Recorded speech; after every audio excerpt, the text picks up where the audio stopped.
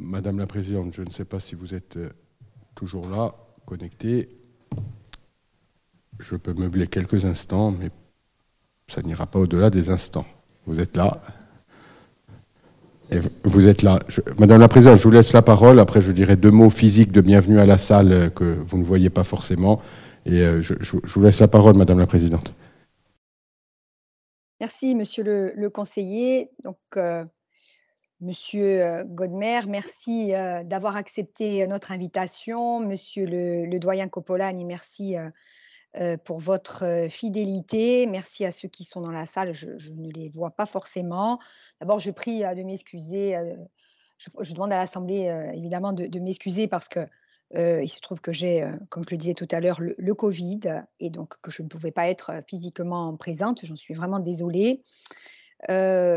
Cette conférence s'inscrit, vous le savez, dans le cycle de conférences que nous menons depuis maintenant plusieurs mois, relatif à l'anniversaire de l'Assemblée de Corse, les 40 ans de l'Assemblée de Corse et du statut particulier, donc de 1982. Plusieurs conférences ont déjà eu lieu sur des thématiques telles que l'origine et l'évolution du statut particulier de la Corse, parce qu'il n'y a pas un statut, mais des statuts. Les grands débats qui ont eu lieu dans cet hémicycle qui est juste situé à côté de vous, sur les élections, qui en Corse sont des moments très forts, très très importants de la vie politique, mais aussi sociale. Conférence également sur les grands blocs et les grands partis politiques en présence. Et ce soir, nous avions convenu avec le doyen Copolani et André Fazzi, pour lesquels j'ai une pensée qui est loin de nous, qui est très très loin même ce soir, mais qui nous reviendra bientôt, de l'Université de Corse.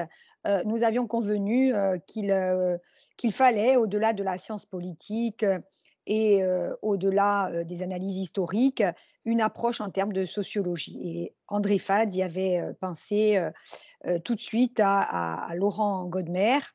Donc, merci, chers collègues, d'être présents. Donc, vous êtes maître de conférence habilité à diriger les recherches à l'université Gustave Eiffel à Lyon. Vous apparteniez donc à un laboratoire interdisciplinaire du politique, le laboratoire Hannah Arendt. Vous avez travaillé sur le métier politique, vous avez travaillé sur les élus régionaux, sur les catégories d'élus, sur la politique au quotidien. Vous l'évoquiez il y a un instant, même sur l'agenda et l'emploi du temps des femmes politiques, sur la question de l'ancrage politique. Et donc, vous étiez bien évidemment, de notre point de vue, le spécialiste, l'expert qu'il nous fallait pour porter un regard extérieur, scientifique, mais aussi non corse, sur les élus. C'est important aussi que l'on ait des personnes qui aient un recul par rapport à notre activité, non seulement d'élus, mais aussi en tant que Corse, bien évidemment. Ça nous est particulièrement intéressant d'avoir une mise en perspective des rôles et des places que nous tenons et nous occupons. Donc encore merci de votre présence. Et puis je vais laisser la parole à Romain Colonne ou au doyen Copolani avant qu'il ne vous remette la parole. Donc merci beaucoup de votre présence et j'espère surtout que j'aurai le plaisir de vous revoir très bientôt. Voilà. Mais je continue, je vous écoute. Évidemment, je reste présente et je vous écoute religieusement. Merci Madame la Présidente. Donc j'en profite, le public n'est pas venu pour nous écouter nous, mais rapidement saluer l'ensemble du public, Norbert Pancras et auditeurs assidus, d'autres aussi qui viennent à chaque conférence. C'est important de fidéliser voilà, les membres des groupes des différents cabinets. Donc soyez tous les bienvenus dans cette saga Zagumun qui dit à l'Assemblée di Gurziga. Le doyen Jean-Yves Copolani, qui descend à chaque fois de Corté, voulait dire 2 mots, donc je lui cède la parole et juste après M. Copolani, nous pourrons enfin et entendre cette conférence tant attendue. Voilà. Merci. Donc, le conférencier a été déjà amplement présenté par Madame la Présidente et par le conseiller qui est à ma gauche. Donc, je ne vais dire que vraiment 2 mots au sens strict. Bon, vous avez bien compris que M. Godmer, que Laurent Godmer était l'homme qu'il fallait pour nous parler de sociologie électorale. Il est spécialiste de cette matière.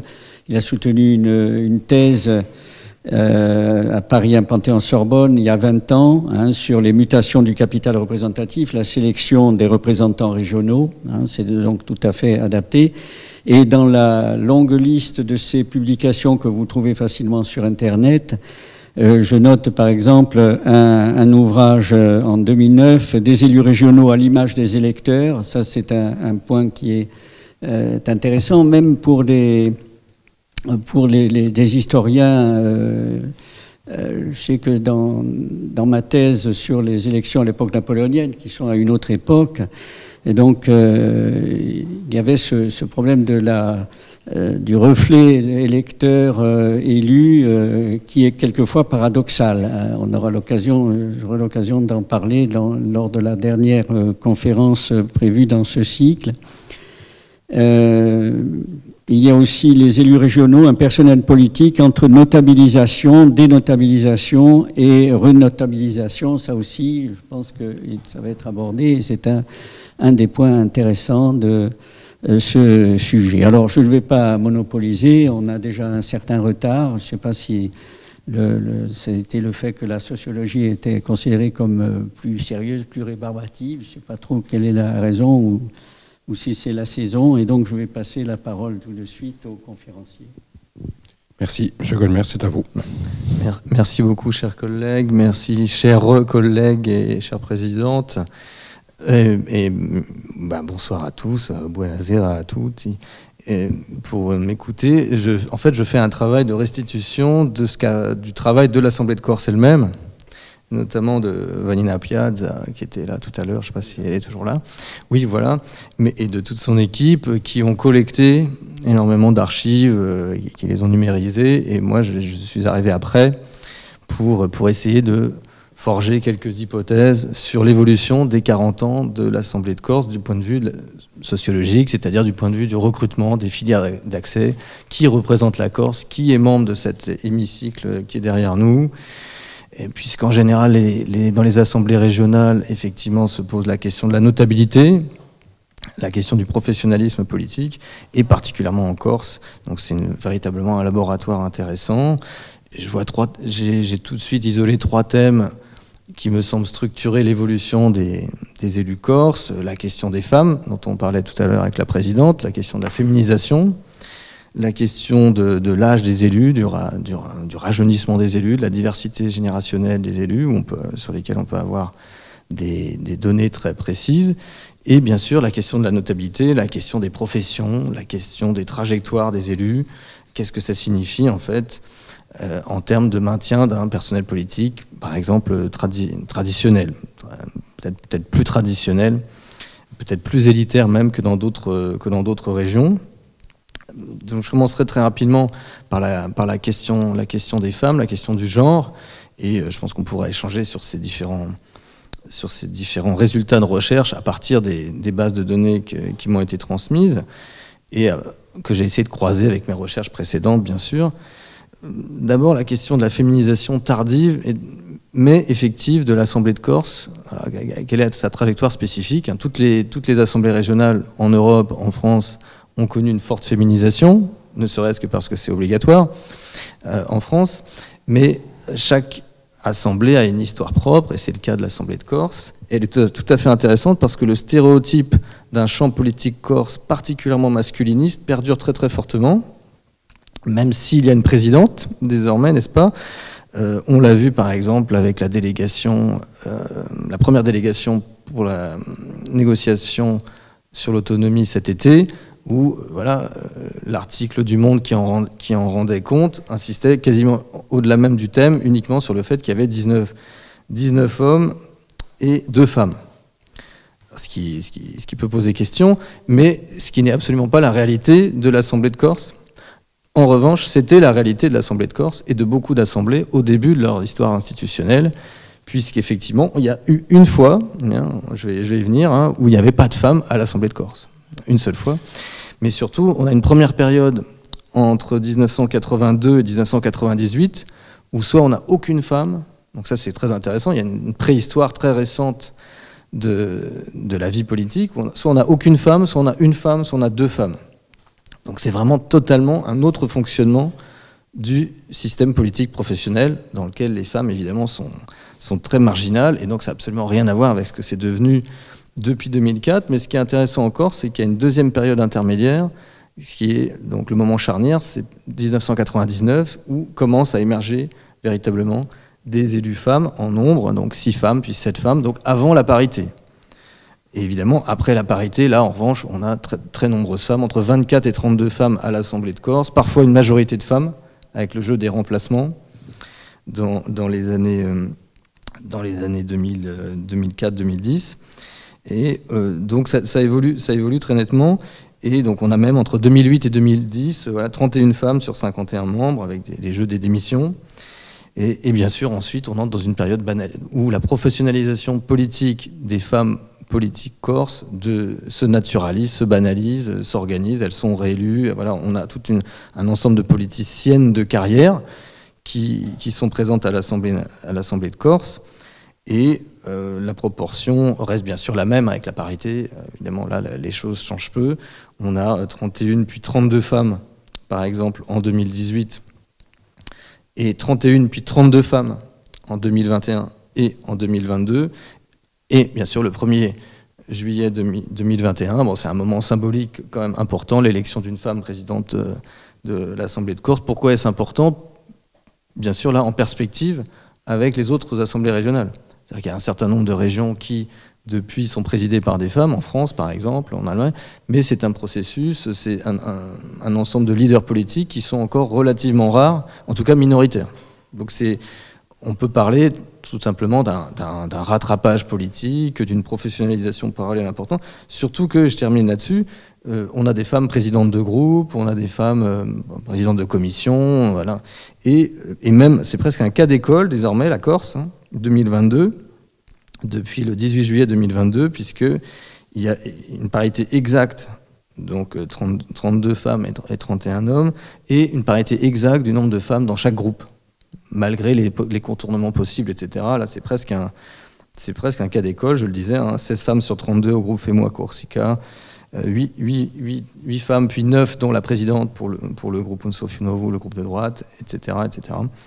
Et donc, au moins sur la question des femmes, là, on a véritablement une féminisation importante, ce qui n'est pas forcément le cas dans toutes les régions, et qui contraste très fortement. Là, on a un changement radical, on est dans la salle dans laquelle est exposée l'histoire de l'Assemblée de Corse, c'est un changement radical par rapport aux premières assemblées de Corse.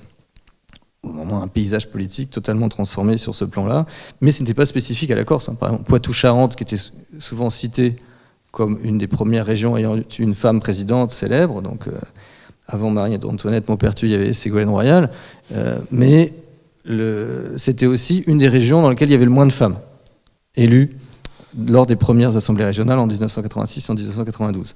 Premier point, les femmes. Deuxième, la question du genre. Deuxième grande transformation, la question de l'âge, la question de la diversification. Ce qui est tout à fait fascinant, c'est qu'on a une diversification des groupes d'âge dans l'Assemblée de Corse, mais on observe une moyenne d'âge des élus corses extrêmement stable. C'est vraiment, j'ai rarement vu ça. J'ai refait plein de fois les calculs en prenant l'âge lors de l'année d'élection. L'âge est quasiment toujours le même, quelles que soient les 11 élections. Donc ça, j'étais quand même assez étonné de ce résultat. Et quelles que soient les majorités, les changements, il s'est quand même passé beaucoup de choses qui ont été évoquées lors des autres conférences. Mais là, on a quasiment toujours une moyenne d'âge autour de 51 ans. S'il y avait quelque chose qui ne changeait pas en 40 ans, c'est ça. C'est l'âge moyen. Alors l'âge moyen cache, en revanche, je le disais, une diversification interne importante, à savoir que on a un groupe dominant qui se dégage dès le début, dès l'Assemblée de 1982, à savoir donc la cohorte d'âge des quadragénaires et des quinquagénaires, qui est très nettement majoritaire. Donc j'ai beaucoup de chiffres, hein, je ne vous assomme pas de chiffres, hein, vous pouvez me demander, j'ai mon ordinateur si vous voulez des détails aussi. Mais dès les deux premières assemblées, on a un bloc majoritaire qui tourne autour de 55-60% de l'assemblée, et ça évolue assez peu, parfois un petit peu plus, 2/3 de l'assemblée de quadragénaires et de quinquagénaires, qui sont aussi parfois les plus visibles. Mais ce que la population ou les médias retenaient, c'est souvent les élus très âgés, hein, bien sûr, parce que ce sont parfois les plus anciens. Donc c'est vrai que c'est une deuxième spécificité de l'Assemblée de Corse, c'est un groupe senior significatif, de sexagénaires essentiellement, autour, en général, 26%, 28%, 25%, un quart de l'Assemblée de Corse, et avec parfois des doyens effectivement assez âgés. Hein, par exemple, pour prendre un exemple, voilà, dès la deuxième assemblée, il y a un doyen de 82 ans en 1984, donc je pense qu'il n'est plus en vie. Et donc ça, c'est quelque chose d'assez important. On a des variations assez faibles de moyenne d'âge, mais des variations internes très fortes. Et il y a un deuxième moment de bascule important, c'est 2004. 2004, c'est aussi un moment important parce que c'est la mise en place de la parité, bien sûr. Ça, c'est connu, c'est dans toutes les régions françaises. Mais pour ce qui est de la Corse, c'est la parité, et c'est aussi le fait que on observe un rajeunissement à l'intérieur. C'est pas évident, la moyenne d'âge reste la même, mais il y a un rajeunissement. Ça peut sembler contradictoire, mais ce n'est pas le cas. C'est-à-dire qu'on a un peu plus d'élus jeunes. C'est-à-dire que le groupe jeune, qui était souvent assez restreint, autour de 10%, voire très peu, quelques trentenaires dans les premières assemblées, mais il y en avait quand même, hein, il faut pas caricaturer dans l'autre sens, devient un groupe assez présent, alors que la moyenne d'âge elle-même reste étonnamment, et de manière presque fascinante pour un chercheur en sciences sociales, stable. Hein, pour les 5 premières assemblées du XXIe siècle, du siècle actuel, c'est 50, 52, 52, 50, 51 ans. Alors qu'il y a eu des changements politiques que Romain Colonna et d'autres connaissent bien, qui sont très importants. Et alors que dans les autres assemblées, en général, peut-être un tout petit peu plus jeunes, mais avec des variations historiques, selon les basculements de majorité, etc. Là, on sent que, c'est pour ça que j'introduisais très rapidement en parlant de la professionnalisation, on sent qu'il y a cette tradition, quel que soit le parti en Corse, d'être élu à l'Assemblée de Corse avec une expérience politique importante, une forme de professionnalisation importante. Là, c'est un débat qu'on pourrait avoir à distance avec André Fahadzi, qui peut considérer qu'il y a une forme de renouvellement, de symétrie avec ce qui s'est passé à Paris, vous voyez, avec La République En Marche et Femmo à Corsica, par exemple. Mais en fait, c'est une symétrie un peu fallacieuse, puisqu'on a d'un côté vraiment des néophytes, ça a été très traité par la science politique centrale française, hein, des néophytes, des nouveaux députés, vraiment des gens qui viennent de l'extérieur du champ politique et qui rentrent dans l'Assemblée nationale française, alors que dans l'Assemblée de Corse, on a des élus un petit peu plus jeunes, notamment à Femmo à Corsica aujourd'hui, dont par exemple la moyenne d'âge est un peu inférieure, voilà, 46 ans. D'où le jeune Romain à côté de moi. Voilà. Donc le groupe majoritaire avec le Benjamin, qui est un étudiant de 22 ans, mais qui n'est pas présent. Et donc ce que je veux dire par là, c'est que alors qu'on a la même moyenne d'âge exactement que dans les années 1980, on a des élus un petit peu plus jeunes, on a un groupe d'élus un petit peu plus jeunes, et le groupe majoritaire qui diversifie, qui met en avant des élus plus jeunes, donc qui pourraient donner une impression de renouvellement, ou qui pourraient donner une impression de dénotabilisation ou de déprofessionnalisation partielle, mais en fait, c'est souvent des gens très expérimentés, avec une expérience politique, syndicale, une expérience dans le parti politique, dans l'université, etc. Et pour terminer sur cette question de l'âge, on peut presque parler, hein, c'est une expression qu'on emploie souvent en sciences politiques, de représentation miroir, à savoir que on dit toujours que les assemblées ne ressemblent pas à la population, parce que le livre que vous citiez, les élus régionaux à l'image des électeurs, point d'interrogation, bien sûr, c'était en partie pour répondre non, mais sur cet aspect au moins de l'âge, j'ai vérifié, on a une quasi-représentation miroir en Corse. On pourra y venir dans la discussion, hein, mais par exemple, je prends les statistiques de l'INSEE, les 15-29 ans en Corse, c'est 15% 15 ans et plus, en gros 15% des électeurs, et c'est 16% de l'Assemblée. C'est beau. C'est beau, hein, voilà, c'est toute la théorie, l'Assemblée qui ressemble à sa population, au moins sur un critère, sur un indicateur, mais c'est déjà le deuxième, après le genre, c'est vrai. Par exemple, alors les trentenaires, le groupe central élargi, donc les gens qui ont entre 30 et 60 ans, donc beaucoup de monde ici et dans le Corse et dans le monde, donc eux sont quand même un petit peu surreprésentés. C'est la moitié de la population en Corse, c'est 2/3 des élus. Donc voilà, d'où la moyenne relativement élevée autour des jeunes quinquagénaires, autour de 50 ans. Parce que, paradoxalement, les élus corses donc, ne sont pas plus âgés que la moyenne. On n'est pas du tout en face d'une gérontocratie, ni d'une juvénocratie, hein, donc, ni une domination des personnes âgées, ni une domination des personnes jeunes, puisque, donc là aussi, on est autour d'un quart de la population, un quart des élus. Il y a même d'ailleurs une catégorie de la population qui est importante en Corse, les plus de 75 ans, 15% de la population, 13% de la population des plus de 15 ans, qui ne sont pas représentés dans l'Assemblée de Corse. Donc ça, ce sont des indicateurs, si vous voulez, on pourrait dire de modernisation du personnel politique corse, d'un rapprochement entre la population corse et ses élus, et de transformation très, très importante des professionnels de la politique. Toutefois, évidemment, la représentation politique corse demeure assez traditionnelle, évidemment, comme la représentation régionale en général, mais peut-être un tout petit peu plus en Corse, au sens où on a un personnel politique très localisé, très ancré, très notabilisé et très professionnel. Peut-être un peu plus ancré, un peu plus professionnel, un peu plus élitaire ou élitiste que les autres. Par exemple, un indicateur de territorialisation intéressant, c'est le fait d'avoir une commune, donc c'est dans les archives, hein, voilà, il y avait longtemps des élus corses qui n'habitaient pas en Corse. Et donc je me suis amusé à recalculer à partir de toutes les bases de données qu'on m'a envoyées, précisément, voilà, pour la première assemblée de Corse, il y a 10 élus, quand même, hein, donc un cinquième des élus, qui habitent à Paris. Et, bon, 8, pour être très précis, 8 habitent à Paris, Île-de-France, 1 habite à Nice, 1 habite à Marseille. Qu'importe la réalité de la vie des élus, mais de manière déclaratoire, c'est quand même intéressant d'indiquer comme résidence à Paris quand on a un élu corse. Et ce qui est tout aussi heuristique, tout aussi scientifiquement intéressant, c'est le fait que ça descend très très vite. Mais au départ, on a vraiment 10, puis 8, puis 9, et puis après ça s'écroule. En 1992, il n'y en a plus que 4, puis 2, puis 1. Il y en a un qui est resté très longtemps tout seul, jusqu'en 2010, puis 2. Et puis le dernier en 2015, et depuis 2018, il n'y en a plus aucun. Il n'y a plus aucun élu corse qui déclare une résidence à l'étranger. À l'étranger ou en France.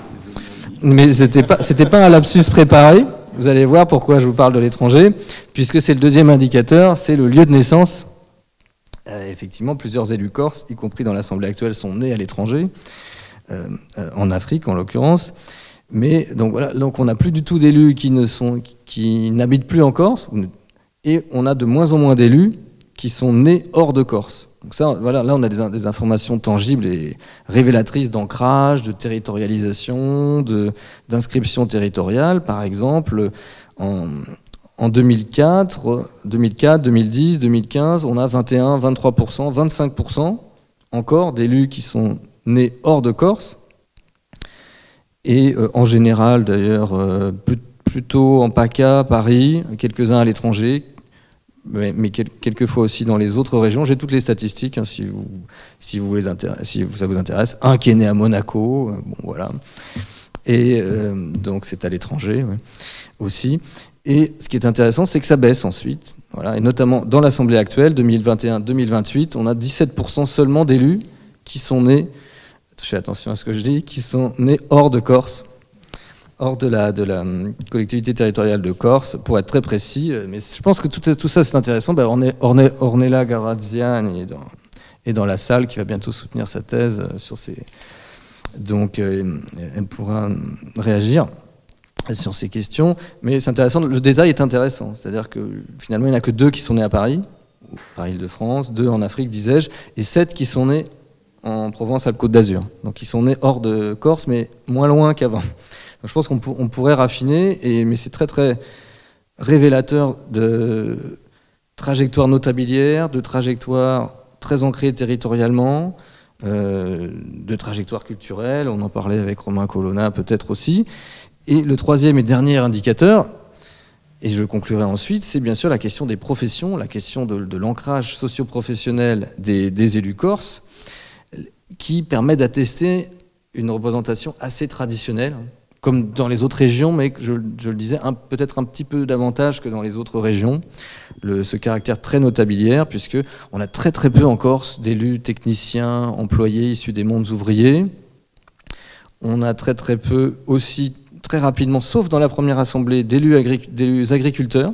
Dans la toute première assemblée, alors il y a beaucoup d'agriculteurs, il y en a 6 pour les 12%, et puis progressivement ils disparaissent très très vite. Il y en a toujours 1 ou 2, 2, 3, des éleveurs en général, mais ils disparaissent. Et il y a 5 groupes, on observe 5 groupes principaux qui sont toujours les mêmes depuis 1982 et dont sont issus quasiment la quasi-totalité des élus. Les médecins, c'est très connu socialement, médiatiquement en Corse, mais il faut l'évaluer. Mais pourquoi est-ce si visible? Parce qu'il y avait des grands élus corses médecins, mais aussi parce que dans les toutes premières assemblées, c'est là au départ qu'ils sont visibles. Et effectivement, dans la toute première assemblée, il y a 1/4 de médecins.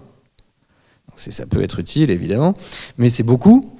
Mais ce qu'on peut retenir aussi, ce que j'ai recalculé ensuite, c'est que ça va s'éroder très rapidement au fil du temps, ce qui signifie non pas une dénotabilisation, non pas que ce ne sont plus des notables, mais que ce sont d'autres notables qui vont les remplacer progressivement, ceux des 4 autres groupes.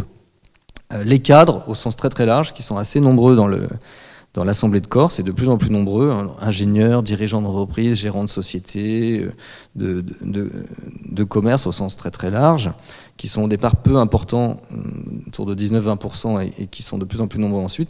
Et de manière plus classique, là, comme sur le continent, je fais attention à ce que je dis, je fais plus de dérapage, des fonctionnaires et des enseignants. Mais pas tant que ça par rapport à la norme générale de recrutement des élus en Europe. Par exemple, dans la première assemblée, 17% de fonctionnaires, 15% d'enseignants. C'est tout à fait dans des normes plutôt basses. Et 5e et dernière catégorie, vous l'aurez deviné, surtout ceux qui sont corses dans la salle, les avocats, mais qui sont très visibles, dont certaines figures sont très visibles, mais qui sont très peu nombreux, très longtemps dans l'Assemblée de Corse. Ils sont 8% au départ. Ils sont souvent 3 ou 4. Ce qui ne veut pas dire qu'ils n'ont pas d'importance, mais ça reste un groupe charnière, mais souvent le plus restreint, alors que progressivement, au départ, les médecins restent très importants, toujours 1/4 de l'Assemblée. Les cadres augmentent un peu leur part de l'Assemblée, autour d'1 tiers, confirmant un peu ce côté notabilière de l'Assemblée. Et effectivement, donc, on a une sorte de sommet, fin des années 90, du pouvoir des médecins. Voilà, 28% de médecins en 1999. Et ensuite, ça régresse très fortement à partir de 2004. La figure traditionnelle du médecin corse ancré, cumulant des mandats plutôt radical socialiste ou conservateur gaulliste, etc., s'érode très fortement à l'Assemblée de Corse. Et depuis 2004, on a à peu près la même proportion.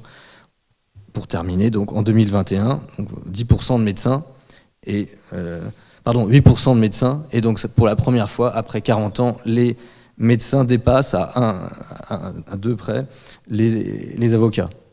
Mais les avocats restent un groupe de 10%, alors c'est beaucoup par rapport à la population évidemment, mais dont des figures très célèbres ont été fortement médiatisées, mais qui sont très très loin de correspondre à la majorité de l'Assemblée, qui est vraiment plutôt composée de cadres du secteur privé. Là actuellement, 2021-2028, d'après mes calculs, on serait à 48% secteur privé, 17% d'enseignants, 10% de fonctionnaires, on reste à peu près dans les mêmes proportions tout au long de l'histoire, avec donc ce groupe toujours important quand même des médecins et des avocats, ce qui montre une stabilité des filières d'accès. C'est les mêmes filières d'accès au fil des 11 élections, des 11 assemblées de Corse, mais la hiérarchie, bien sûr, évolue, comme je viens de le décrire, mais encore une fois, contrairement à ce qu'on a observé à l'Assemblée nationale française,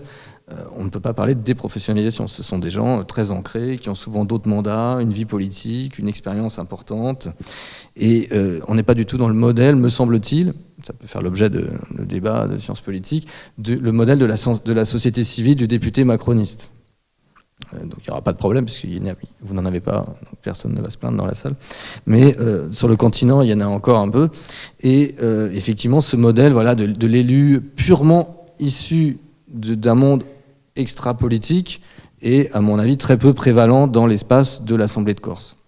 C'est une discussion que j'ai eue avec André Fadz là-dessus, et c'est tout à fait intéressant. Et donc, pour conclure, en une phrase, disais-je, j'avais promis que je concluais, et pour laisser le temps à la discussion, voilà, oui, mais on aura le temps de revenir, parce qu'évidemment, il y a des bases de données très longues, donc on pourrait parler longtemps.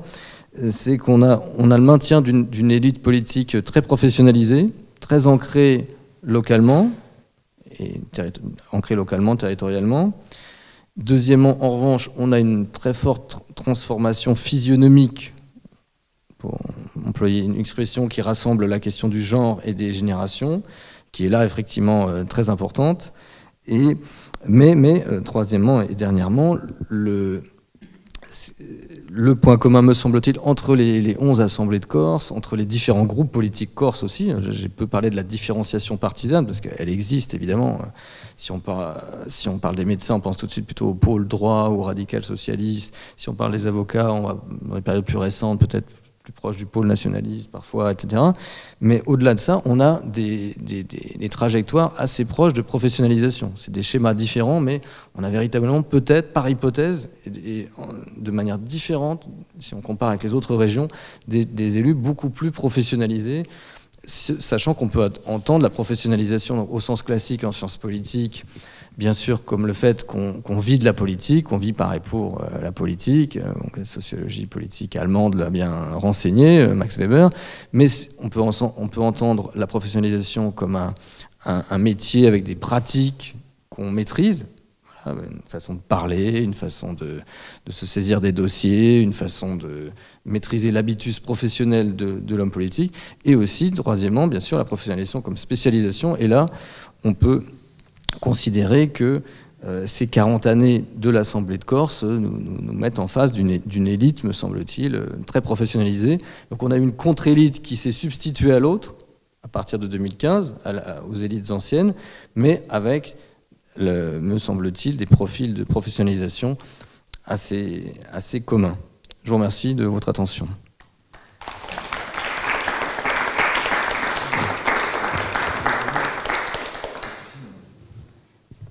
Merci. Madame la Présidente, vous applaudissez, on n'entend pas, mais on voit, donc ça nous suffit. C'était passionnant. Merci. Monsieur Godmer, Madame la Présidente, voulez-vous dire 2 mots ou pas, ou je continue sur ma lancée comme Merci beaucoup. Oui, j'applaudissais toute seule, mais de manière avec beaucoup de ferveur. C'était particulièrement intéressant. Merci beaucoup d'avoir su tirer les composantes principales, je dirais, hein, de ce personnel politique qui a traversé les différentes assemblées au cours des dernières 40 années, et d'avoir su ramasser comme ça, hein, véritablement, à gros traits, mais de manière très, très précise aussi, les caractéristiques principales. Moi, je crois qu'il faut plutôt passer la parole aux membres de la salle. Il y a aussi, je tiens à le préciser, une vingtaine de personnes. Il y a 20 personnes qui suivent en ligne aussi sur Internet, donc c'est important. Voilà, de le préciser. Donc, ça fait une trentaine de personnes, me semble-t-il, au total, qui sont en train de suivre les débats. Mais je préfère parce que je ne veux pas, d'abord parce que je suis un des objets que vous étudiez, en particulier la question de la féminisation, à travers le sujet de la féminisation, donc et y compris à travers le renouvellement du personnel politique. Après, je suis peut-être un cas particulier. Je n'étais pas une professionnelle de la politique. Mais donc, du coup, étant un cas particulier et ne voulant pas trop orienter les débats, je préfère laisser la parole, que vous donniez la parole à la salle et aux intervenants en ligne. Peut-être qu'ils peuvent intervenir, peuvent envoyer des messages aussi. c'est important. Voilà, merci beaucoup en tous les cas. Merci Madame la Présidente. Avant de laisser la parole à la salle, je voudrais sincèrement vous remercier, parce que c'était passionnant, comme très souvent les conférences qui sont prononcées ici. J'aurais quand même une première question pour lancer le débat. Je ne sais pas si vous en avez parlé, je ne crois pas qu'il y ait beaucoup d'élus à l'Assemblée de Corse sur cette mandature, en tout cas, qui aient abandonné leur profession, lorsqu'ils en avaient une, pour se consacrer exclusivement à la politique. Donc la professionnalisation au sens de ça devient la profession qui se substitue à la profession, on va dire, plus traditionnelle. Alors il y a le président de l'exécutif par exemple qui a abandonné sa robe d'avocat pour se consacrer, et on comprend aisément pourquoi, mais sinon la plupart des élus, c'est le cas également de la présidente, c'est mon cas personnel, nous continuons à exercer nos professions respectives. Et avant de vous poser une question plus directe, on s'aperçoit aussi qu'à un moment donné, il y a eu un accroissement des compétences en Corse avec la fusion. Il y a une réduction du nombre d'élus suite à la fusion. Donc on est passé à peu près d'une petite centaine à 60 élus environ. Il y a eu 3 collectivités qui ont fusionné. Et pourtant, l'ensemble des élus qui exercent la fonction d'élu, quel que soit le groupe, continuent de travailler, et souvent avec des charges qui sont lourdes. Est-ce que vous pensez au niveau de on parle souvent du statut de l'élu. Il n'y a pas de statut de l'élu aujourd'hui. Qu'est-ce que vous pouvez nous dire sur cette question, sur l'exercice même de la démocratie? Est-ce que vous pensez qu'on devrait aller vers un statut de l'élu? Sous quelle forme? Est-ce que ça ne pose pas des problèmes d'exercice de démocratie? Tout ça. Les questions sont larges, mais je crois que vous avez saisi l'essentiel en termes de professionnalisation. Mais merci Madame la Présidente, merci Monsieur Colonna. Très rapidement, effectivement, quand on parle de professionnalisation, c'est pour ça que j'évoquais très rapidement trois définitions possibles. C'est souvent un champ de recherche un peu miné, un peu complexe, et aussi un terme d'évaluer dans l'espace social, hein. Être un professionnel de la politique, c'est pas forcément quelque chose qu'on revendique quand on est homme politique ou femme politique. On a plutôt tendance à vouloir rester ancré dans d'autres espaces professionnels. Et puis, il y a une image parfois négative des élus, peut-être pas spécialement en Corse, mais enfin, dans d'autres espaces, c'est net. Mais effectivement, moi, je pense que c'est plus intéressant d'utiliser le terme de professionnalisation comme un ensemble de maîtrise de pratique. Voilà, une manière d'exercer le mandat pour aller très très vite.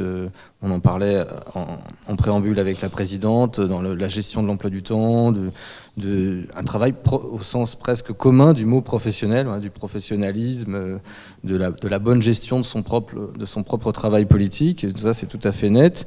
Et beaucoup d'élus qui gardent une profession à côté, justement, en général, considèrent que ça les aide à bien exercer leur mandat, dans une logique de bonne organisation et aussi de connaissance des dossiers, de compétences, justement, pour laquelle, naturellement, vous avez raison, il n'y a pas de statut d'élu, c'est une sorte de serpent de mer infini, et qui se pose peut-être davantage, encore plus, oui, avec le cas de la Corse, avec la réduction du nombre d'élus. Donc, par hypothèse, il y a plus de travail à faire pour chaque élu, des charges très, très, très, très, très lourdes.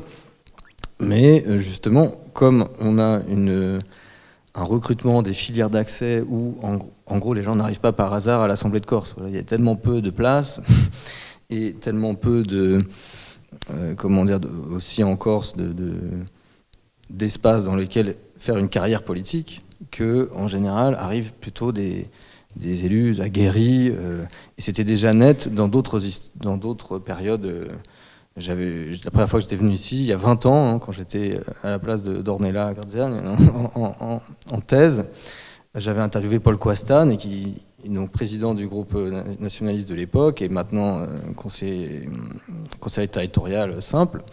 Mais effectivement, il avait admis, comme d'autres, que on essaye d'envoyer, notamment quand on a un groupe minoritaire ou qu'on est en construction, on essaye d'envoyer à l'Assemblée de Corse les plus expérimentés, les plus aguerris, ceux qui maîtrisent le mieux la langue ou les deux langues, ceux qui sont les plus aptes à se défendre, ceux qui ont une assise professionnelle importante, parce que c'est quand même une force, en fait, d'avoir un statut à côté, d'être fonctionnaire, par rapport à d'autres.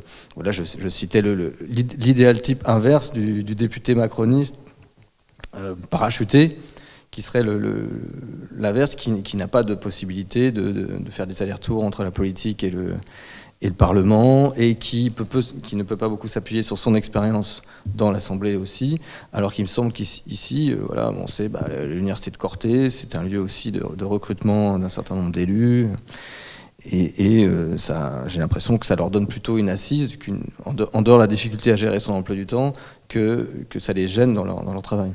Mais c'est un vrai travail. Ça, c'est quelque chose qui est de plus en plus étudié en sciences politiques, c'est la sociologie du métier politique. Voilà. Comment s'exerce le métier politique. Monsieur le doyen. Merci. Est-ce que vous avez remarqué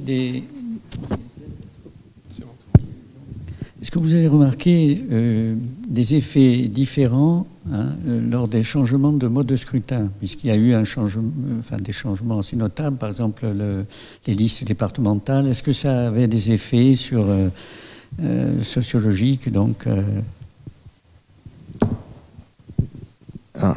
C'est une très très bonne question, très très difficile à traiter, puisque en général, quand il y a un changement de mode de scrutin, les partis politiques ont quand même tendance à représenter les mêmes candidats, à essayer de faire réélire les mêmes candidats, mais évidemment, c'est pas toujours possible, ce qui fait qu'on peut avoir un effet retard du mode de scrutin sur la composition d'une assemblée. C'est-à-dire qu'il y a des élus, c'est tout à fait net en Corse, qui ont réussi à être élus dans tout un tas d'assemblées, quand leur parti était minoritaire, après le changement de statut, après le changement de mode de scrutin, etc. Alors, c'est pas possible. Il n'y a aucun élu qui a été élu lors des 11 assemblées de Corse, à ma connaissance, mais il est quand même possible de survivre, tout simplement en s'appuyant sur le capital local, sur le capital territorial. Mais là, vous avez raison, c'est qu'effectivement, ça a des effets sociologiques très importants, puisque tendanciellement, c'est le parti politique qui a de plus en plus exerce une emprise croissante sur la sélection des élus. On le voit très nettement dans le cas actuel, c'est la première fois qu'il y a un groupe majoritaire, donc avec beaucoup d'élus. Donc on imagine que, ça ne veut pas dire qu'ils sont déterritorialisés, mais ça veut quand même dire que le parti a surveillé un peu ce qui se passait. Et à d'autres époques, ça allait être peut-être, on va avoir par hypothèse des élus plus autonomes par rapport au parti, parce que ils peuvent être élus, vous voyez, au niveau uniquement départemental, par exemple. La parole est à la salle. Norbert, est-ce qu'on lui... Peut-être vous présenter avant de prise de parole pour que l'invité sache... Norbert Pancrazzi, secrétaire général du Conseil exécutif. Bonsoir, Monsieur Godmer. J'aurai deux questions. Une sur le cumul des mandats, l'autre sur la formation des élus. Concernant le cumul des mandats, il y a eu grosso modo deux grandes périodes à distinguer, celle où on pouvait cumuler un très grand nombre de mandats, et puis celle plus récente, restrictive, où des élus ne pouvaient plus être en situation de cumul, voire de compatibilité. Il n'en demeure pas moins que dans l'hémicycle, il y a encore beaucoup d'élus qui peuvent cumuler des fonctions ou des mandats de niveau local, intercommunalité, commune, nationale, député ou sénateur et européen. Quel regard avez-vous? Je ne sais pas si votre analyse vous a porté jusqu'à vérifier ces situations de cumul, non pas tellement sur l'avant et l'après, la période où on pouvait quasiment tout cumuler et maintenant, mais sur l'intérêt de cumuler les mandats. On dit souvent qu'un élu hors sol ne peut pas bien maîtriser les enjeux locaux. Pour autant, la collectivité, bien entendu, n'est pas seule à exercer des compétences en Corse. Elle est obligée de travailler avec des intercommunalités et des communes, surtout depuis la disparition des départements.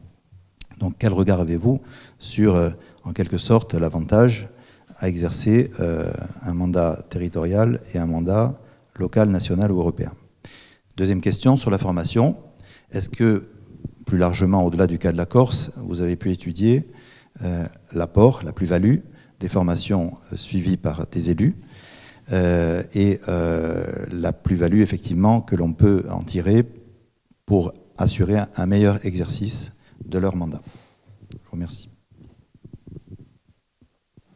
Merci, Monsieur Pancrazzi. Oui, j'ai peu évoqué cet aspect-là, parce qu'effectivement, on peut rapporter la question du cumul à la question de l'ancrage local. En général, le cumulant, c'est celui qui occupe un espace, puisqu'il occupe, en cumulant des mandats sur un même espace territorial, enfin, quand c'est le cumul dans l'espace, il y a aussi le cumul dans le temps, le fait d'être réélu. Évidemment, il exerce par hypothèse un contrôle important sur un canton, une piève, une ville. Et il y a beaucoup d'exemples en Corse, hein, pour le coup, d'hypercumul, on pourrait dire. Et ça n'existe plus. Voilà, depuis les différentes lois, 1985, 2000, 2014, là, il y a quand même une limitation. Mais c'est vrai que les assemblées régionales, et la Corse ne fait pas exception, sont un peu les seules où on a encore beaucoup de cumulants, puisque dans la dernière loi qui est très restrictive, l'attention a été portée sur les parlementaires nationaux, entre guillemets, qui ne peuvent pas cumuler avec un exécutif local, alors que les conseillers régionaux, même d'une île autonome, même en cas de fusion, comme en Martinique, comme en Corse, peuvent toujours cumuler. Et vous l'avez dit, il y a ici même quelques parlementaires. Bon, alors évidemment, il n'y a pas beaucoup de parlementaires en Corse. Hein. Il y en a 6, donc 7 plus le député européen. Donc voilà. Mais pareil, on pourrait avoir des régions. Vous voyez ce qui pourrait se passer si c'était le cas dans d'autres régions. Mais c'est vrai que ça reste quand même important pour eux d'exercer les deux, je pense, dans le cas d'espèce, je pense, pour être des relais de l'Assemblée de Corse dans l'Assemblée nationale. Parce qu'évidemment, l'accès à l'Assemblée nationale est quand même... Voilà, justement, quand vous n'avez que 4 députés, c'est pas évident. Alors que le fait qu'ils soient aussi dans l'Assemblée de Corse, ça leur permet, je pense, à Paris d'occuper une place politique bien supérieure à leur simple mandat parlementaire. Oui, et le sénateur aussi. Le sénateur Parigi, il a démissionné de l'Assemblée nationale. Ah oui, alors voilà, justement, c'est ce que je voulais arriver dans le détail. Effectivement, on constate quand même, troisièmement, c'est là, je pense, ça peut être rapporté à ce que je disais sur la professionnalisation, que d'eux-mêmes, par les pratiques, soit c'est comme Santou Parigi, soit finalement ils démissionnent eux-mêmes pour des raisons de pratique du mandat, de gestion d'emploi du temps en général, mais aussi de considération professionnelle, c'est-à-dire finalement un mandat comme ça, ça c'est quelque chose d'assez récent mais d'assez marquant. Et on a le phénomène inverse aussi, c'est-à-dire que quelqu'un qui pourrait devenir parlementaire, le président du conseil exécutif, dans un autre état du champ politique, ça aurait été le cas, là c'est pas du tout imaginable. Il occupe Mais avant, effectivement, en général, les présidents de région, les présidents de conseils départementaux, par exemple, étaient souvent sénateurs. Ça a complètement disparu. Et au profit d'une professionnalisation de la manière je reviens toujours à ma même marotte, hein, de mener le mandat, d'exercer le mandat, pardon. Ce qui nous amène à la question des formations. Oui, bien sûr. Sur le non-cumul, ça concerne les fonctions exécutives du conseil exécutif. C'est-à-dire que les conseillers territoriaux peuvent cumuler un mandat national de type député, mais les membres du conseil exécutif et le président exécutif ne peuvent pas. Oui, justement, la loi est passée par là, donc c'est dans l'autre sens. Voilà, c'est-à-dire qu'avant, quand vous étiez président, non seulement vous pouviez, mais c'était dans la logique du mandat exécutif local d'acquérir, en plus, si ce n'était pas le cas, un mandat parlementaire. Là, on a vraiment une inversion des deux côtés. C'est un petit peu technique, mais effectivement, ça concourt quand même tout simplement à la spécialisation des élus. Pour des raisons pratiques, ça semble... Voilà, on a toujours du mal à imaginer ce qu'était le travail des élus des années 80 qui n'habitaient pas dans... Et c'était encore plus net pour les élus ultramarins, qui n'habitaient pas sur place. Enfin, bon, mais c'était complètement une autre chose. Et ça nous amène à la question des formations, effectivement. Souvent, les élus s'appuient sur une formation de départ très importante. Quand je parlais de professionnalisation d'élus aguerris, c'est qu'on considère que leur capital culturel, leur diplôme, leur insertion sociale, leur maîtrise de la langue, leur maîtrise de la langue technique, leur maîtrise des dossiers, leur donne une assise. Mais effectivement, après, il faut que ça suive pour que la formation permanente puisse permettre à ces élus de rester au niveau sur les questions techniques, là, de politique publique, par exemple. Et là, c'est comme le statut des élus, c'est un peu un point aveugle du travail politique. comment je me saisis d'un dossier énorme avec sa technicité propre, sans m'en remettre totalement uniquement au service administratif, si brillant soit-il.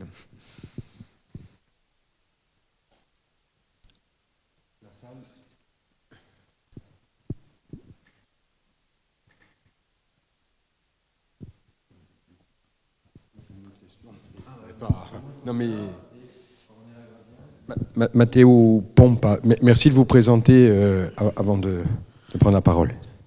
Buonasera a tutti, donc Mathieu Pompa, attaché du groupe majoritaire à l'Assemblée de Corse. Merci Monsieur Godmer pour cette présentation intéressante. Pour revenir sur les catégories socio-professionnelles, plus particulièrement les médecins, vous en avez parlé tout à l'heure. Il y en a dans la mandature actuelle, il y en a eu d'autres par le passé. Je pense notamment à Edmond Simeone, qui est sur certains visuels de la belle exposition qu'il y a à côté de nous. Selon vous, quelle analyse vous faites de cette profession et du lien qu'il y a entre cette profession et la politique? Car c'est vrai que c'est un métier qui entraîne beaucoup de proximité avec les gens, de discussion, et ils ont été présents dans quasiment toutes les mandatures. Donc, quelle analyse vous faites du lien entre ce métier et la sphère politique? Je vous remercie. Oui,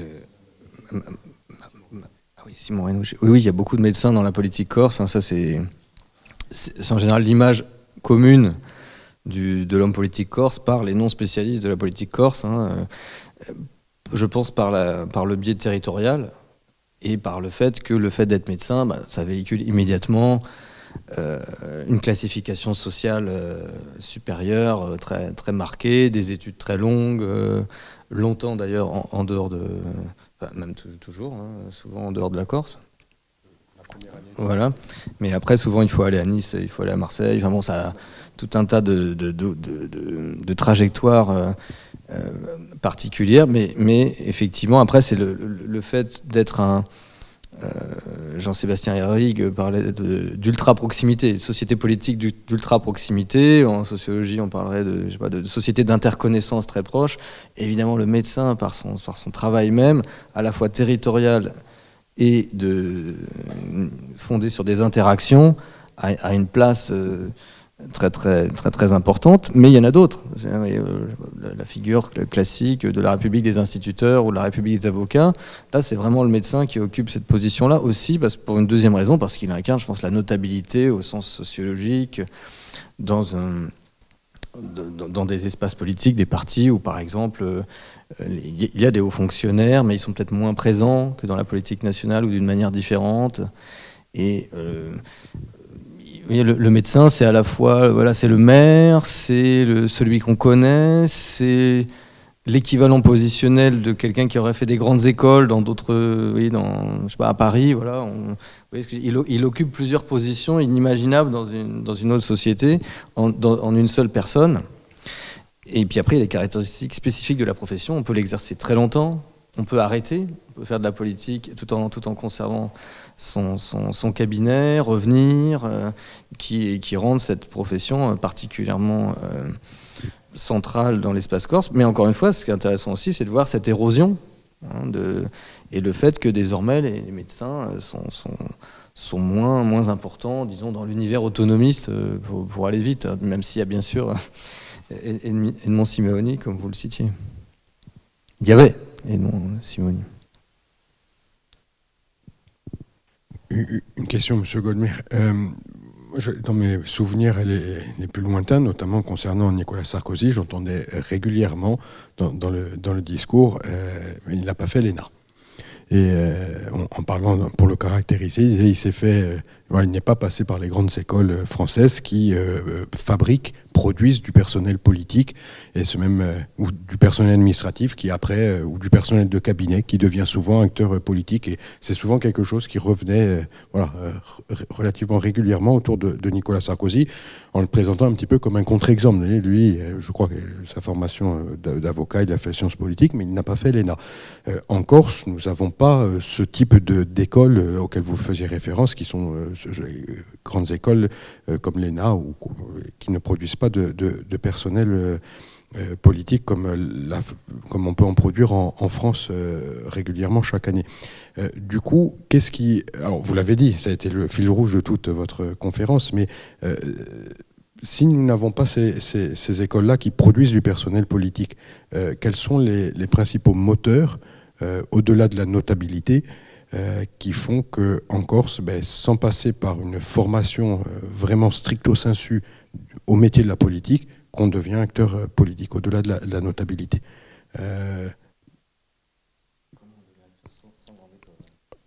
En gros, est-ce que vous ne pensez pas aussi que l'idéal politique, au-delà de la notabilité ou au-delà de la formation par les écoles, est un moteur puissant, notamment, qui traverse toutes les familles politiques? Il n'y a pas une famille qui a moins ou plus d'idéaux qu'une autre. En tout cas, il ne s'agit pas pour moi de le dire, mais est-ce que vous ne pensez pas aussi qu'il y a ce moteur-là, au-delà de la notabilité et au-delà de la formation qu'on va retrouver typiquement sur le continent?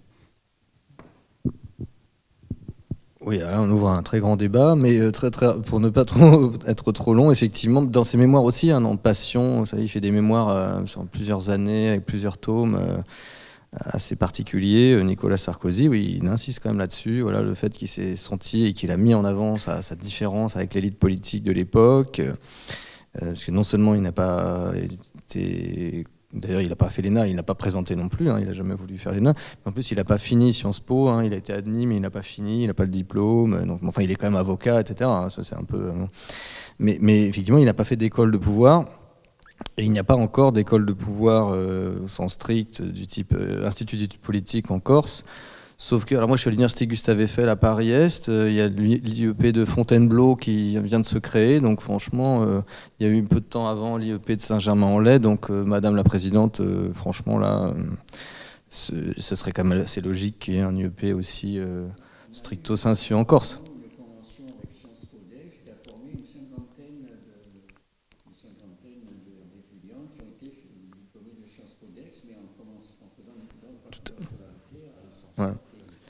Voilà. Mais ce que je voulais dire, c'est que je fais l'hypothèse que dans le cadre d'une autonomisation, il est évident qu'une région comme la Corse se dotera forcément, justement, de... Bien sûr, c'est tout à fait logique, vous avez raison, monsieur le doyen, et ça permettrait, je pense, de canaliser justement peut-être cette politisation par hypothèse assez forte dans le milieu étudiant en Corse et par intérêt pour les questions insulaires, des questions d'idéal, etc., qui avant se canalisaient plutôt à la fac de droit ou à la fac, en Nice, Marseille, surtout à Nice et ensuite à la faculté à l'université de Corté. Et c'est vrai que à Paris, voilà, dans les grandes écoles, c'est sûr que les grandes écoles jouent un peu ce rôle-là. Donc c'est à mon avis imminent qu'il y ait une autonomisation aussi sur ce plan-là. En Corse, j'imagine, ça fera partie des négociations. Sur le plan symbolique, c'est effectivement important, mais aussi pour que l'apprentissage de la prise de part, tout ce qu'on apprend à Sciences Po, dont on apprend, bien sûr, j'ai fait Sciences Po comme plein de gens qui font de la science politique, mais à l'université, mais voilà, l'apprentissage de la parole en public, l'apprentissage de sa culture nationale, de tout un tas de codes, de manières de parler, se fait, il faut le dire, particulièrement dans ce type d'école. Et ça, sans parler des langues étrangères, etc. Et c'est clair que dans le cadre de la professionnalisation des élus corses, c'est un horizon assez évident.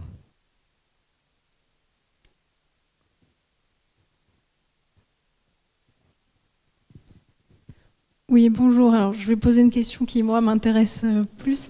Ah oui, Ornella Gradiani, je suis passée il n'y a pas très longtemps.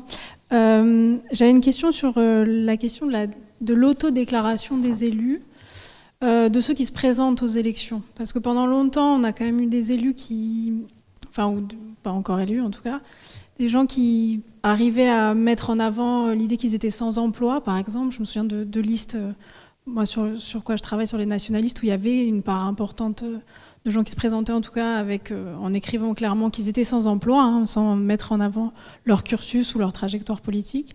Et donc je me demandais, est-ce qu'il y avait une évolution de la part des gens qui sont sans emploi dans l'Assemblée, hein, si vous l'avez constaté. Et si, pour élargir un peu la focale, vous aviez pu travailler sur, au-delà des élus, alors je vais un peu plus loin, sur ceux qui se présentent aussi à l'élection de façon plus générale. Parce que tout à l'heure, vous parliez de la question, je terminerai là-dessus, ma question qui est un peu longue, par exemple de la part des agriculteurs. Et moi, dans mon travail, je vois très clairement des gens qui se présentaient comme éleveurs dans les années 80, bon, qui n'étaient pas éleveurs ou qui étaient chefs d'entreprise, en tout cas dans le monde nationaliste, c'était assez aussi, voilà. La question de l'autodéclaration, de comment on se présente, ça m'intéresserait de comment vous le percevez.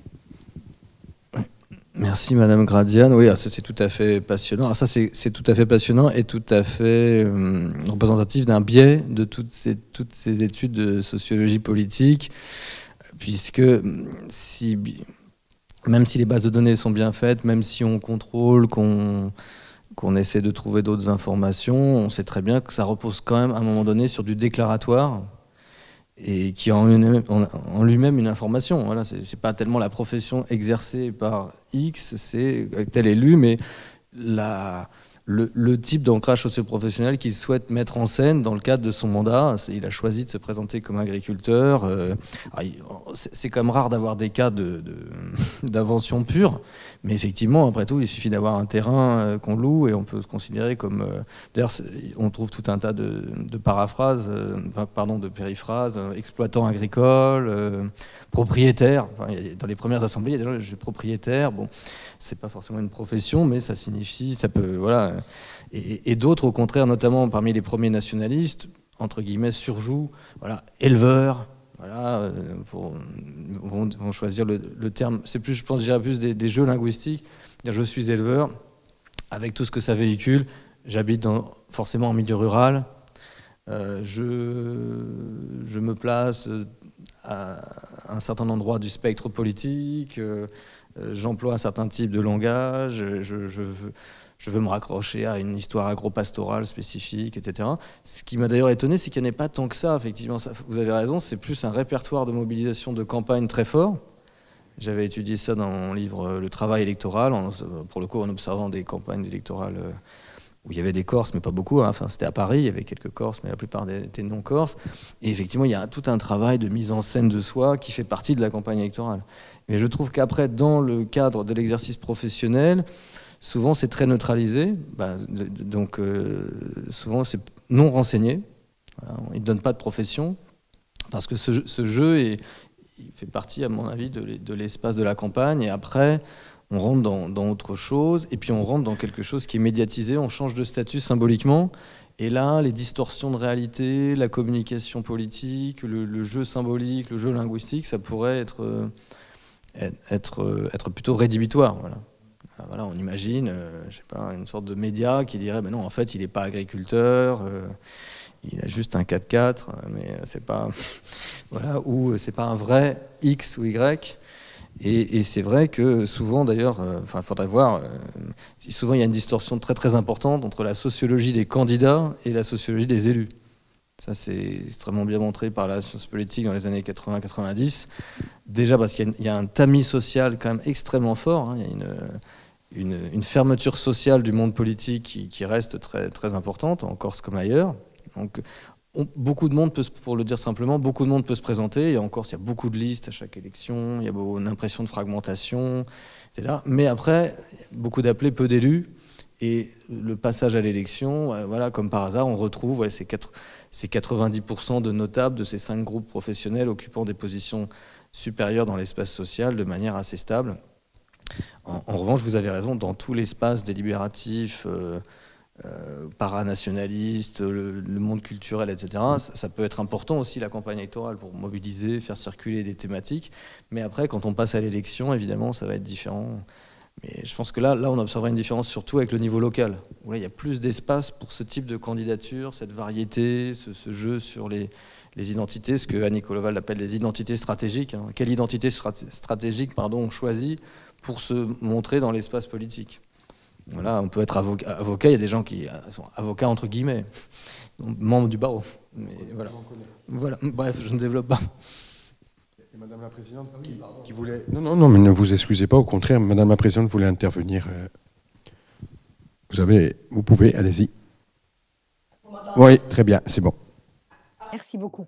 Merci beaucoup pour tous ces compléments d'information et ces analyses qui suscitent, de mon point de vue et à titre personnel, un certain nombre d'autres questions, mais que je vous poserai à titre privé, je dirais, parce qu'effectivement, il y a un processus de transformation symbolique qui opère, et là, je vous rejoins totalement, sur lequel il faut être quelque part vigilant en tant que scientifique, d'une part, mais aussi à titre personnel parce que les choses sont profondément modifiées lorsqu'on passe d'un statut, et quel que soit le statut que l'on ait dans la société, en tout cas que l'on soit un citoyen lambda, un candidat qui devient un élu. Il y a effectivement, du point de vue personnel, mais aussi de la représentation que se font les gens et les citoyens de votre personne et de ce que vous êtes, qui est profondément modifié. Ça, c'est évident. Là, je viens de rebondir sur ce que vous avez évoqué il y a un instant, mais depuis le début de votre intervention, je me disais finalement qu'il y avait une sorte de dialectique, et je ne sais pas de quel côté du pôle de la dialectique doit pencher la majeure. Il y a une sorte de dialectique entre à la fois un renouvellement que vous avez parfaitement décrit et démontré et qui est avéré et étayé par des chiffres, renouvellement politique, bien évidemment, de la couleur politique de l'Assemblée, la présence de plus en plus importante de femmes, et assez rapidement en Corse, au-delà de la question de la loi sur la parité, la question des catégories socio-professionnelles aussi. Donc, on a effectivement là une dynamique de renouvellement. Mais pour autant, on a des constantes. On a des constantes avec une moyenne d'âge qui ne semble pas évoluer, qui est même de manière très surprenante, quasiment constante, une moyenne d'âge, un ancrage territorial très très fort, et ensuite des compétences politiques. Et là, évidemment, c'est pas moi qui fais le commentaire, hein, je me fie à ce que vous avez analysé. C'est pour ça qu'il est très important qu'on ait des regards extérieurs sur notre propre pratique politique et sur notre sociologie politique. Donc, des compétences politiques avérées. Donc, ça paraît, d'après ce que vous avez dit, ça semble être trois composantes principales de cette constance qu'il y a au fil de l'évolution de l'Assemblée de Corse. Donc, du coup, on a du renouvellement et de la constance. Et la question que je me pose, première question que je me pose, c'est est-ce qu'il y a plus de constance qu'il y a de renouvellement, ou plus de renouvellement qu'il y a de constance? Et surtout, est-ce que vous avez pu, de par votre expérience, est-ce que vous êtes en capacité de comparer cela avec d'autres régions, avec des régions continentales? Ensuite, autre point qui me paraît important. Alors, il est vrai qu'on n'a pas d'école du pouvoir, d'école de la politique. Le doyen Coppola a rappelé qu'effectivement, nous avons eu une première année de Sciences Po, une expérience de première année de Sciences Po. Et pour autant, les jeunes sont très politisés. Les jeunes sont très politisés et nous n'avons pas d'école du pouvoir, mais nous avons, je pense que vous le savez, une assemblée des jeunes, une assemblée à Diaduentu, constituée, alors, je dirais, quantitativement de la même façon que l'Assemblée de Corse, donc le même nombre de membres. J'en suis la présidente, du coup ça me rajeunit un peu, c'est bien. J'en suis la présidente. Après, évidemment, il ne s'agit pas, la Constitution n'est pas basée sur des élections, mais sur un système pour moitié de désignation par des syndicats étudiants d'une part, des collèges, des lycées, pardon, des lycées et des syndicats, puisque parmi les jeunes allant jusqu'à 29 ans, vous avez aussi des syndicalistes qui peuvent être représentés. Et pour une autre moitié, c'est sur la base d'un appel à candidature et une sélection qui est faite par une commission qui, elle, est issue de l'Assemblée de Corse. Est-ce que vous avez un regard particulier sur cette Assemblée des jeunes qui est très spécifique parce qu'il y a des conseils des jeunes qui existent ailleurs, J'ai pu constater, notamment dans une réunion de ces conseils des jeunes lors de la journée de l'Europe le 9 juin dernier, le 9 mai dernier, pardon, la journée de l'Europe c'est le 9 mai, pardon, à Strasbourg, nous étions invités par la région Grand Est, j'ai pu constater qu'en fait, ces jeunes avaient un engagement qui était plutôt un engagement, allez, on va dire un engagement citoyen, sur la question de la solidarité, sur la question du développement durable, alors que les nôtres, et ils ont surpris d'ailleurs, la délégation corse a surpris, c'était très, très, très politisé.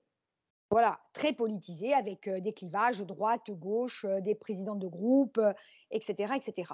Voilà, donc je voulais avoir un peu votre opinion sur cette Assemblée des jeunes, si vous la connaissez. Ça pourrait être aussi un objet d'étude, c'est une suggestion que je peux vous faire, parce que ça me paraît particulièrement intéressant. Et par ailleurs, cette dialectique qu'il y a, qui n'est pas forcément une tension d'ailleurs, entre le renouvellement et la constance. Voilà, j'ai été peut-être un peu longue, mais j'ai rongé mon frein tout au long de la conférence et voilà, je voulais vous suggérer ces pistes-là de réflexion. Merci beaucoup. Je réponds tout de suite. Merci beaucoup, Madame la Présidente. Je vais répondre très rapidement à vos 27 questions. Mais c'est vraiment fascinant. Mais je pense qu'effectivement, il y a un peu plus de constante en France, en Corse, que sur le continent. Mais au sens où les régions françaises, vous l'avez vu sûrement à Strasbourg, ont subi des... Alors c'est une histoire quand même très très différente. Les fusions ont bien sûr complètement réorganisé les collectifs politiques, les frontières, les capitales. Donc ça concerne quand même la majorité des régions continentales. Et même dans les autres régions, il y a eu beaucoup moins, on en parlait avec d'autres acteurs ici, il y a eu beaucoup moins d'élections. Il y a à la fois une histoire moins heurtée, il n'y a pas eu de dissolution, il n'y a pas eu l'équivalent de 1984, ni de 1982, ni de 1987, ni de 1999. Donc il y a beaucoup de différences.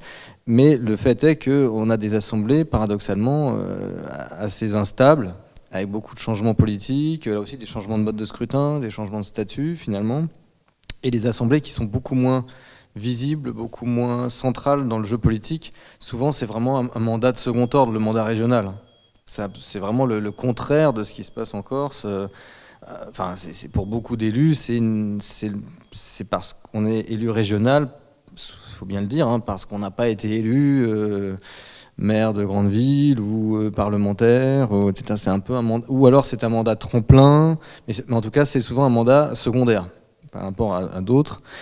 Donc c'est une première différence. La deuxième différence, c'est effectivement les constantes sociologiques qui sont peut-être importantes en Corse, mais j'insiste quand même sur les hiérarchies très, très évolutives entre les différents univers sociaux. Ça a beaucoup évolué quand même en Corse, derrière ce panorama dont j'ai peut-être exagéré le caractère fixe. Parce que, troisièmement, il y a, je disais à la fin, une substitution de l'élite traditionnelle, qu'on appelait parfois l'élite clanique, en tout cas les radicaux socialistes et la droite, pour aller très très vite. La substitution de cette élite par une contre-élite autonomiste, entre guillemets, ça signifie quand même un changement, même si on a des gens qui exercent les mêmes professions ou qui ont le même âge, en l'occurrence, ça c'est sûr qu'il y a un point commun qu'on peut objectiver par des chiffres, des recherches. D'une part, il y a des toutes petites différences sociologiques, et d'autre part, il y a des différences politiques quand même très importantes en termes justement de politisation. Voilà, il y a des militants, il y a un mouvement militant nationaliste, donc il y a des écoles de pouvoir parallèles. C'est connu, à l'université, dans le cadre de partis politiques, dans le cadre des mobilisations électorales, on en parlait avec Ornella Gradiani, et qui font qu'on a des profils de politisation qui sont quand même très spécifiques là, à la Corse, peut-être à d'autres sociétés insulaires aussi, mais quand même c'est assez net ici, et on trouverait peu d'équivalents dans des sociétés, dans des assemblées régionales. Y compris dans le cas de l'Assemblée des jeunes, on m'a tout de suite dit ici, l'Assemblée des jeunes, ici, à la collectivité territoriale de Corse, n'a rien à voir avec les CRJ, les conseils régionaux de la jeunesse, qui sont un peu des organes consultatifs, peu visibles et un peu en crise, alors qu'ici, c'est vraiment quelque chose de parallèle à l'Assemblée, qui est très fort, et qui est aussi une école d'apprentissage de la politique, et plusieurs anciens membres de l'Assemblée des jeunes de Corse sont devenus eux-mêmes d'ailleurs membres de l'Assemblée territoriale de Corse. Donc on a effectivement une contre-élite très politisée. On avait une contre-élite politisée et professionnalisée disponible, alors que finalement dans les assemblées régionales françaises, on est resté quand même dans des alternances classiques avec les deux grands partis. Ici, ça marche plus trop, mais en France, paradoxalement, dans les régions, ça continue. Le Parti socialiste et républicain et leurs alliés contrôlent l'essentiel des régions. Vous l'avez vu dans le Grand Est. Alors que là-dessus, la Corse a à nouveau été un laboratoire de transformation du champ politique.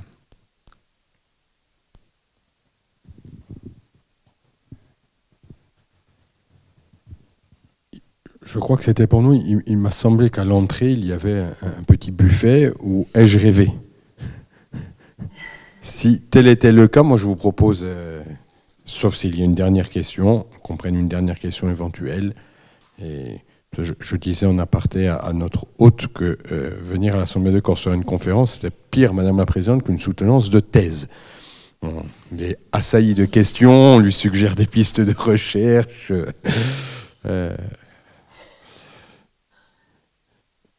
Y a-t-il une autre question? Mais non, allez, on peut mettre un terme. Merci Madame la Présidente. Nous, on s'en va s'abreuver et se substanter.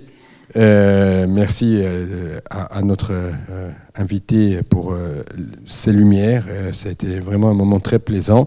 Je ne doute pas qu'on aura d'autres occasions d'échanger. Madame la Présidente, le mot de la fin? Le mot de la fin, évidemment, remercie à nouveau Laurent Godmer pour ses analyses, pour sa coopération. Remercier le doyen Copolagne aussi pour la régularité de son engagement dans le cadre de ce cycle de conférences. Remercier aussi tous les auditeurs dans la salle ou en ligne.